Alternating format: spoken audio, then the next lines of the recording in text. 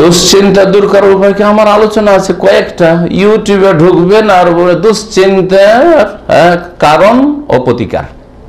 জি, নতুন গত 1-1.5 বছরের মধ্যে একটা আলোচনা আছে, আর একটা অনেক পুরাতন আলোচনা আছে। দুটোর একটা তো খুঁজে পাবেন। 1-1.5 ঘন্টার আলোচনা আছে দুশ্চিন্তা দূর করা। দুশ্চিন্তা দূর করার জন্য প্রথম তকদিরের প্রতি ঈমানকে মজবুত করুন, আল্লাহর প্রতি ঈমানকে মজবুত করুন। হ্যাঁ, সবকিছুর মালিক কে? আল্লাহ, 1 নম্বর। 2 নম্বর তকদির। তকদির কার পক্ষ থেকে নির্ধারিত? এবং আল্লাহ জানেন আমার এই অকল্যাণে কল্যাণ আছে। অনেক সময় যেটা আমাকে আজকে কষ্ট দিচ্ছে সেটাই আমার জন্য কল্যাণ করে। এটা আজকে বুঝবেন না, পরে বুঝতে পারবেন। আর নাও বুঝলে আল্লাহ বেশি জানছেন আপনার চাইতে। বুঝা গেছে? এটা নাম তাকদীর। একজন লোক, ইন্ডিয়া অথবা যে কোনো দেশের ঘটনা, সম্ভবত ইন্ডিয়া পাকিস্তানের ঘটনা হবে। এক লোক আসছে, তার ভিসা শেষ হতে যাচ্ছে, লাস্ট ফ্লাইট। আসার পরে ঢুকতে যাচ্ছে এয়ারপোর্টে, রাস্তাতে দেরি হয়ে যায়, ফ্লাইটটা ছুটে গেল। তার ফ্লাইটটা ছুটে গেল। কথা বোঝা গেছে? ইন্ডিয়ার সৌদি এয়ারলাইন্স একটা ধ্বংস হয়েছিল আজকে থেকে 20-25 বছর আগে, সেই ঘটনাটাই সম্ভবত। আর সেই ফ্লাইটটা, মজার কথাই, দাহরান এখানে নামছিল। এই দাম্মামে যে আগের পুরাতন এয়ারপোর্ট যে দাহরান ছিল না, এখানে নামতো। এই ফ্লাইটটা আসছিল, ওতে তার সিট ছিল, আসবে লাস্ট ফ্লাইট, না হলে যাবে তার কি এক্সপায়ার, চাকরিটা শেষ, তাই না? অথবা চাকরি থাকলো জানি না, কফিল আবার ভিসায় পাঠাবে না, এটা টেনশন কিনা বড় একটা। এমন হাহাকার তার অবস্থা যখন ফ্লাইটটা ছুটে গেল, কি যে অবস্থা হয় আপনি বুঝেন যদি আপনার এরকম হয়ে যায় তাহলে। তারপরে নিরাশ হয়ে বেচারা কাঁদতে কাঁদতে ঘুরে যাচ্ছে, কিছু দূর গিয়েছে, আর তারপরে শুনতে পেল যে ফ্লাইট ওড়ার মাত্র 10 মিনিট পরে ধ্বংস হয়েছিল ফ্লাইট, একটিও লোক বাঁচেনি। ইন্ডিয়ান এমবেসির কয়েকজন কর্মকর্তা মুসলিম তারা আসছিল, তারা সকলে মারা গেছে। দাম্মাম সেন্ট্রাল হসপিটালের একজন ডাক্তার সাইদ আহমদ, তাকে আমি ব্যক্তিগত চিন্তা, ইসলামিক সেন্টারে আসতেন, তার স্ত্রী, তার ছেলে মেয়ে সকলে মারা গেছে। একাই শুধু এখানে ছিল, যায়নি, সকলে মারা গেছে। সেই লোকটি তার শোকে 5 বছর আর বিয়ে শাদী করেনি, তারপরে বিয়ে করেছে। জি, আমাদের সেন্টারে আসতো, এই কালেও চলে গেছে, এখন এক্সিট হয়তো। তো কথা হচ্ছে যে ওই লোকটি, এখন শোনেন, যখন ধ্বংস হয়ে গেল ফ্লাইটটা, তখন তার অবস্থাটা কেমন হবে? একটু আগে কাঁদছিল, এখন বলে আলহামদুলিল্লাহ, জানটা বেঁচেছে আমার, ঠিক না? চিন্তা করেন আপনি যদি ওই জায়গায় থাকতেন কি হইতো? ওই রকম আসা আনতাকরাহু শাইআন, হতে পারে একটা তোমাকে মন্দ লাগছে, ওয়া খায়রুল লাকুম, ওইটাই তোমার জন্য কল্যাণকর।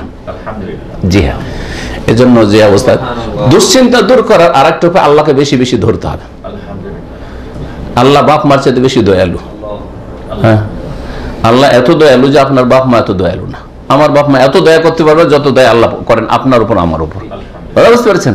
সুতরাং বাপ মা যদি মেয়েরাও দেয়, বাড়ি থেকে বেরিয়ে যায়, আমরা কি বেরিয়ে যাই, তারপর গাল খেয়েও থেকে যায়। হ্যাঁ, একটু রাগটা ঠান্ডা হোক, তখন মাপ সাপ নিব, ঠিক না?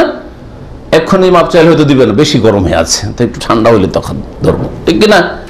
তো সুবহানাল্লাহ, আল্লাহ রাব্বুল আলামিন আপনার বাপ মা, আমার বাপ মা চাইতে বেশি দয়ালু। সুতরাং আল্লাহকে বেশি বেশি ধরেন, আল্লাহকে ধরে, আল্লাহ পরীক্ষা করছেন হয়তো।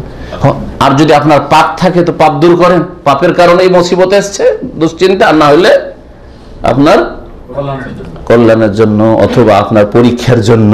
আল্লাহ রাসূলকে পরীক্ষা করেছেন, আমাদের কেউ আলহামদুলিল্লাহ জেলে যাননি। ইউসুফ আলাইহিস সালাম 7 বছর জেল খেটেছেন। হ্যাঁ, ইউনূস আলাইহিস সালাম মাছের পেটে থেকেছেন।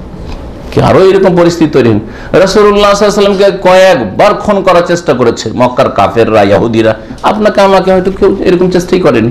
হ্যাঁ, আর করলো, আর আমরা জানি না, যদি করে থাকে তো চোখের আড়ালে। কিন্তু রাসূলুল্লাহ সাল্লাল্লাহু আলাইহি ওয়াসাল্লাম তার জীবদ্দশায় জানতে পেরেছেন ওহীর দ্বারা যে তোমাকে এই সময় খুন করার চেষ্টা করা হয়েছে। বিষ দিয়েছেন, বিষ খেয়েছেন, জানেন না, খেয়ে ফেলেছেন, তারপরে জানানো হয়েছে তাড়াতাড়ি উগলে ফেলেন। জি হ্যাঁ, তো কথা হচ্ছে যে এগুলো বললে অনেক লম্বা হয়ে যাবে। এক কথায় আর একটা জিনিস মনে রাখবেন, আমাদের ওপরে অনেক লোক আছে আর নিচে অনেক লোক আছে। টেনশন দূর করার জন্য কোন দিকে তাকাইতে হবে? সবসময় নিচে তাকাবেন। আমি যখনই দেখি আমার বাচ্চা অসুস্থ অথবা আমি নিজে অসুস্থ, একটু দুশ্চিন্তা তো হবে, খারাপ তো লাগছে, একটু কষ্ট লাগছে। কষ্ট লাগলো চট করে নিচের দিকে দেখি যে আলহামদুলিল্লাহ এখন চলাফেরা করছি, আমি, আমার ছেলে মেয়ে চলাফেরা করছে, তারা ক্লাস করছে, সব সুস্থ আছে, একটু অসুস্থ শুধু। কিন্তু অনেকে অক্ষম, মুমূর্ষু অবস্থায়, বছর কি বছর বিছানায় পড়ে আছে, সুবহানাল্লাহ, চিন্তা করেন আপনি। তাহলে তখন আলহামদুলিল্লাহ বলবেন না বলবেন না? হ্যাঁ, তখন একটা শান্তির শ্বাস নিতে পারবেন। ওপর দিকে তাকিয়ে কেউ সুখী হইতে পারেনি, কোন রাজাও সুখী হইতে পারবে না।